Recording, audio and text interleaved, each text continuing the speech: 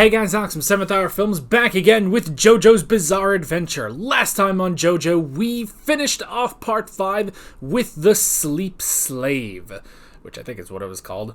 It's kind of an awkward title when you think it should be the Sleeping Slave, but I don't know, maybe that was copyrighted or something, I don't know. But yeah, the Sleep Slave, where basically we continued on in the flashback with Mista realizing that the rock that the sculptor had would form into how a person would die. But if that person touched the rock before that, they would die instantly and thus avoid their fate. But Mista managed to destroy the rock, which prevented it from killing Bucciarati, but eventually Bucciarati would eventually die, as we know, and it was all about acceptance of death, as well as how you could actually grow from it. You wouldn't be destroyed by it, but you could, I don't know, something could come of it, which something did come of it from our journey through Golden Wind. So yeah, and then at the end, the other members of the Passione were bowing before Giorno as he took control of the Familia. So yeah. And now for something completely different. I don't know how much part 5 factors into this, but yeah. Welcome to part 6, folks. Stone Ocean. Oh boy, the most recent animated JoJo part. Man, I don't even think they had announced this when I started JoJo, you know? I don't know, maybe they had, maybe they hadn't, I don't know. But I don't think they had, because it was the end of 2021 when they first released the first 12 episodes, wasn't it? I don't know. But yes, we are on to Stone Ocean part 6. Now I said this last time, but I'll say it again, that I know very little about what we're doing in this part. I know that, hang on. Oh, God, excuse me. I know our main protagonist is Jolyne Kujo. I believe she is Jotaro's daughter, and there's something about a prison. And that's kind of all I know. I really don't know anything else about part 6. So yeah. So just a quick disclaimer of, that's sort of my base knowledge going into this. It's not much. It's really not much. So yeah, but I'm excited. I'm excited for this part. Our first female JoJo protagonist, which is pretty great. Yeah, I'm very excited to see what we're going to be getting in this part. And then we'll have to, once we finish part 6, we will have the likely long wait before part 7 is ever animated. So yeah. And I still haven't made up my mind on whether or not I'll just read the manga or not. I probably just won't, because I'm lazy and I probably just wouldn't read it. So yeah, I don't know. It depends. We'll see. I'll probably just react to it anyway, just because that's fun, So yeah. Now, because this is the first episode of the season, pretty much, what I normally do on first episodes is I make the full-length reaction available for free. So if you want to watch my full unedited reaction to this episode of JoJo's Bizarre Adventure, all you have to do is head down in the description or into the pinned comment. There's a couple links there, but the third link where it says watch the full-length reaction here, that's the one you want. Again, it's totally free, and there's no show footage because I cannot stress enough how I cannot give you the entire episode of JoJo. That's really illegal, but I've made it as easy as possible for you to sync up. I'm watching this on Netflix because that's kind of where JoJo is now, but you can find a copy of this episode of JoJo's Bizarre Adventure. All you have to do is hit play on my video. There'll be a count in, and when it goes 3, 2, 1, then you hit play on part 6 episode 1, and it should work pretty seamlessly. So yeah. If you don't want to do that, there is always the edited reaction. That's basically the first 2 links in the pinned comment. The first will say, watch the reaction highlight here. The second one says, if that doesn't work, try this. They both lead you to the same video, just on different platforms, depending on what you need. So yeah, and technically, because I'm very into user-friendly content here on the channel. So pretty much I've made it as user-friendly as possible that on the first link, there are still two versions. There's a 1080 version and a 720 version. You can use those for, whatever you need. I know that some people, it buffers a lot on the 1080 version, so I've offered the 720. And if neither of those links work, there is the other link that will take you, again, same episode, same exact reaction, just another way of watching it. But yeah, but that is pretty much it. So why don't we go ahead and hop right into Part 6, Episode 1 of JoJo's Bizarre Adventure. Here we go. You're one interesting chica. How'd you end up here? What are you in for? I'm innocent.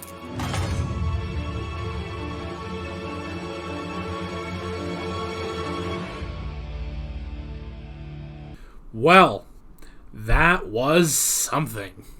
Jiminy Christmas, man. Wow, okay. Despite the fact that, this is still based on Jotaro, this feels so different than what we've had recently, Like, it almost feels like a soft reboot, despite the fact that this still has Jotaro. Okay. So Jolyne now has a stand because she was pricked by the arrow.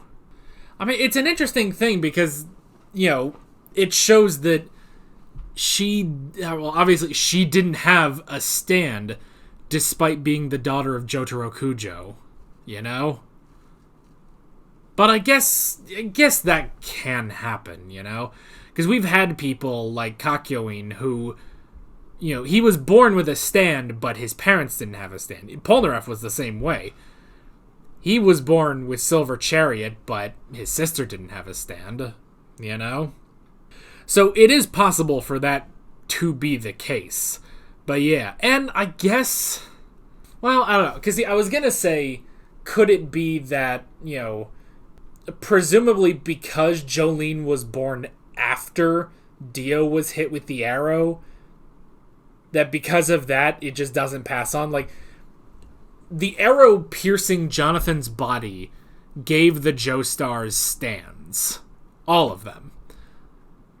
But Jolyne presumably would have been born after. This is 2011. If she's still a teenager, then yeah, she was born in the 90s. So, I wonder when she was born specifically. I mean, I don't really know. We don't really know how old she is. Did she say she was 15? 2011. In 2011, that would mean she would have been born in 96. Jesus Christ, Jolyne is around my age. I was born in 97. That's a weird thing to think about. Anyway, but yeah, so if Jolyne was born after, but then again, you would think that the same would have applied for Giorno. Because Giorno, I mean, I guess we don't know exactly. He could have been born, before Dio died. I'm not sure. Or he could have been born after. He was probably born just after Dio died.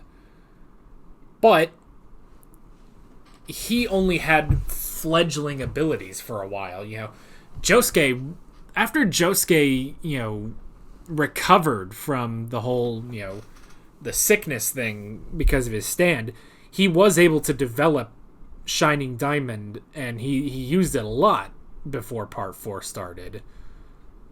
But Jolyne just didn't have a stand at all. Huh. Yeah, I mean, I guess it could just be that, even if one of your parents has a stand, it doesn't guarantee that you will have a stand, What it does guarantee is you're going to have that friggin' star on your neck. So yeah, Jolyne Kujo, the daughter of Jotaro Kujo, very, very different from her father. Very different from her father. Now, I will say she has an air of cleverness just immediately, and I like that. I like that she's immediately clever. And she can figure things out. Like, they already made a point where barely seeing, a woman who was 2 cells down, she figured out a lot about her, which is interesting. then she's starting to figure out how her stand works too, which is interesting, you know? I like it. So she is smart. She's very smart. She's a smart JoJo. She's also without shame. Although, I mean, I guess she was ashamed of being caught by the guard. I like the beginning, the first scene of part 6 is talking about how Jolyne was masturbating on the prison cell bars and she got caught. It's not what you expect. It's not what you expect. But here we are. Here we are. So yeah, I mean, the first note I have is jail, J-O, smart. Which I guess, if it's a girl, is it jacking off? I mean, I don't see why not. Nah, I mean, it's just another term, you know? It's just another term for it, you know? But yeah, but she masturbated, flicked the bean, I believe was the term they used. She flicked the bean on, because she saw the moonlight coming through the bars, and then she decided some other things needed to come too. So, yeah. And then later, in the prison, just absolute no hesitation, got completely naked in front of those guards and got on all fours and shit.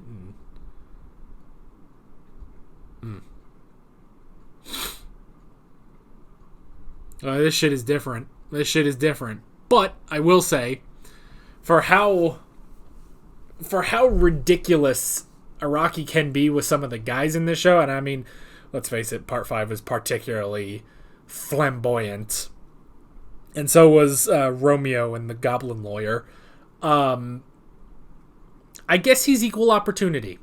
I guess he is equal opportunity, because you see some of these guys, and then it's like, all right, now for the girl. Yep. Granted, again, none of the other JoJo boys have done this. None of the other JoJo boys were introduced by masturbating in prison.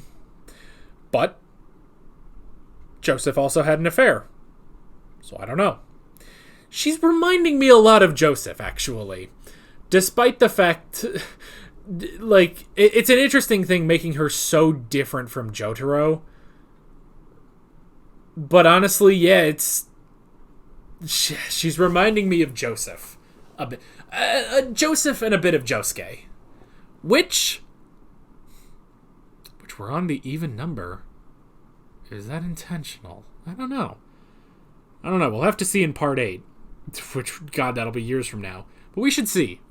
Because that's an interesting idea that, like, every other part, I could see it.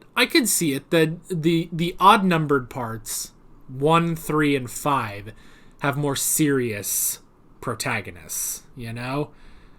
Like, Jonathan was serious, you know, despite his, you know, so almost I don't even want to say it, but almost cartoony, you know, sense of chivalry and gentlemanness, you know? But, I mean, it's more of a larger than life, but he was still, you know, he was serious. He was kind, but he was serious. Jotaro was serious, and he had some moments of, you know, he's a good boy, you know? Giorno was kind of a blend between Jonathan and Jotaro, you know? Like, he could be a nice guy, but, you know, just because of the situation he was in, there were a lot of serious moments with him. But in the even-numbered parts, 2, 4, and 6, we seem to get more extravagant JoJo's. You know? We have the eternal trickster, Joseph Joestar. We have, you know, the you know, even though Josuke is described, you know, he is very much a good boy. The boy could play a prank if he needed to. You know, he could scam Rohan out of money if he needed to. or steal Joseph's wallet at the end of part 4. There was some of that in there, but he was, he's kind of a scoundrel, a good boy, but he was a scoundrel, Josuke Higashikata.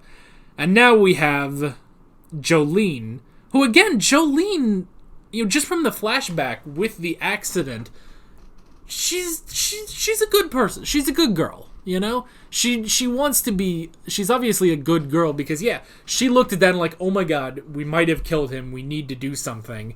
Even though it would probably go bad for both of them, she looks at that and is like, we have to help this guy, It's Romeo who is terrible. Guy named Romeo, you gotta be kidding me. But she is a good girl, if flamboyant. It's interesting. Like, I can't get a pin down on it yet, which I guess, you couldn't get that on Josuke either when he started, just on the first episode. I don't know. Because there are moments where, she'll have her sort of moments of anger where it's like, no, I'm not going down for this. I'm innocent, Or the moment where she sticks up for Romeo and it's like, no, I can't answer the question. But there's also the anger in her, but then there's also the fact that she got butt-ass naked in front of 2 guards and masturbated on prison bars. So there's also that. I don't know. I guess it's that I haven't quite got a pin in Jolyne's character yet, but she's interesting. And honestly, I could be down for this. See, it's such a, I don't know. I'm very curious as to where this part is gonna go. Very, very curious. And you guys have been hyping up part 6. Pretty much as soon as I started part 5, you guys were hyping up part 6, which was funny because for most of part 5, I was really enjoying it. It was only at the end that it kind of petered out for me a little bit. But even still, I really, really enjoyed part 5. So the fact that you guys were really hyping up part 6, it's interesting. It's interesting. Other stuff this episode. I like her power. It's an interesting one so far. It reminds me of Hermit Purple. You know what? And again, speaking of Joseph, speaking of reminding me of Joseph, I wonder, this would be interesting. I wonder if Jolyne, maybe Joseph fully realized, If Jolyne would be like the perfect merger of young part 2 Joseph and the stand power of old part 3 Joseph. Because that's the thing. He's never got the complete package. Part 2, all great, but he doesn't have Hermit Purple. Part 3, he has Hermit Purple. He's still very, very clever, but he's not the main character anymore. He's not young anymore. If they combine that, that'd be really interesting. Which, to an extent, I think they did that with Josuke. The problem is Josuke wasn't the main character. I'm not going to say his name. I was going to make a joke, actually, before I recorded this, but I forgot to do it, that I was going to have, like, a sign that said, it's been 0 episodes since Alex bitched about you-know-who. I was going to keep that. I was going to do something like that as a reminder to not do it. So, you know what? We'll start now. I might find something that I can put there. It's been how many episodes? I don't know. I might do that. I don't know. Or maybe I'll just put up like a graphic or something. So I'm going to do that because I acknowledge that I still complain about it. And it started to eke over into other reactions. It started to eke over like into Demon Slayer. Well, like the first episode of Demon Slayer, because Tanjiro's voice shares the same voice as him. I said that a little bit, and it's like, I can't do this. So I have resolved Stone Ocean. I'm not going to do it. So we'll put a thing here. If I remember, I might not. If I don't, just imagine that it says it has been, episodes since Alex complained about you-know-who. And right now, 0. But I want that to grow. Because I don't want to be caught by it. So we're not going to. But yeah, But Josuke, I mean, even besides, you know who, there were other characters that got way more prominence than Josuke in Part 4. So if Jolyne has that prominence, because that's also kind of one complaint about Part 5, is, especially in the first half, Giorno doesn't do a lot. Giorno did not do a lot. So if Jolyne, as as weird as this first episode was, if she can just distill everything I like about JoJo into her, I will be satisfied. And you know what? Get some moonlight, get some prison bars, she'll be satisfied too. And you know what? Good for her. But an interesting power. I mean, the only stand we saw in this entire episode is her stand. Whatever it is. It's her stand, and it's some sort of strange thread thing, So that's really interesting. I like it. And yeah, and it's also good because I will say, while I liked Golden Wind, the whole life creation I thought was a little out there. Like, alright, you're really stretching to make a very complicated power. It worked. I like Golden Wind. But this, it's like, okay, let's get back to some more simplicity. Because that is actually one thing I've thought of recently, is that, we've kind of been spoiled the last two parts of really, really interesting main stands. Golden Wind, yes, it's complicated but interesting. And Shining Diamond, which I think is my absolute favorite stand. But I will say, it's funny looking back at Part 3 and being like, okay, for the most part, Jotaro just had punches. Like, that's all Star Platinum could do until he fought Dio, and that's it, Only when he fought Dio did he gain the ability to stop time. So, if Jolyne has a more simple ability, if it's more of just this sort of thread ability, that's really interesting. I enjoy that, That's really, really good. But, yeah, that's... it's interesting. So, yeah. And, man, she can control it from a distance, too. That is crazy.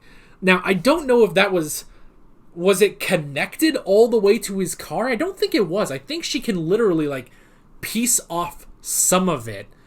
And I think she sent it through the thing. And he wouldn't have seen it because he's not a stand user. But I think that was there, and then she manipulated it in his car. So that's really interesting. And man, it's fucking lawyer shit. Fucking terrible. Man, it's fucking Saul Goodman. This needs to be in Albuquerque, not in Florida. Which I will say, it's like, alright, so we've gone from Victorian England to Europe, New York, Mexico, Europe during World War II. Across Asia to get to Egypt. A small town in Japan. Italy. And now we are in Florida. As an American, I must say, not the most interesting place you could have put JoJo, I don't know if any state in America would have been that interesting, but maybe Araki is banking on, well, Florida is so batshit crazy that it makes a perfect anime setting. Maybe that could be it. That'd be funny. But yeah. But if it was Saul Goodman, she would have gotten out of there scot-free. That fucking guy. But he's dead now. And I like how at the end she realizes that, yeah, the reason Jotaro sent this was so that she could protect herself. And it's an interesting thing. So Jotaro was married, had a child, but then they got a divorce. And he neglected Jolyne. It's one of those things where I'm not too surprised given Jotaro, but at the same time, I would have loved if he was a caring, attentive father. Just because that kind of goes against, the tough guy routine from Part 3. It works. It makes a bit more sense with Part 4 Jotaro, but yeah, that sucks. But I think he does care about Jolyne enough to send a fragment of the arrow. And yeah, She got hit. She got hit. And she did make a friend. Hermes Costella. So, at least she has a friend. Hopefully, I don't know, hopefully she gets out of there. I don't know. Oh, that freaking boob money. And that's just me because I'm freaking fat. I got freaking man boobs. You know, if this part's gonna be crass, I'll be crass too. Fuck it. I'm fat. I got that. And so I'm just imagining I just hate that sort of... I mean, any sort of incision, just imagining the feeling. I hate that, you know? So, yeah. Anyway, well, this was interesting. This was an interesting start to part 6. I'm very curious where we are going from here. So, yeah. That is basically it. With all that being said, I'm Alex from 7th Hour Films, and I will see you guys next time. Take care.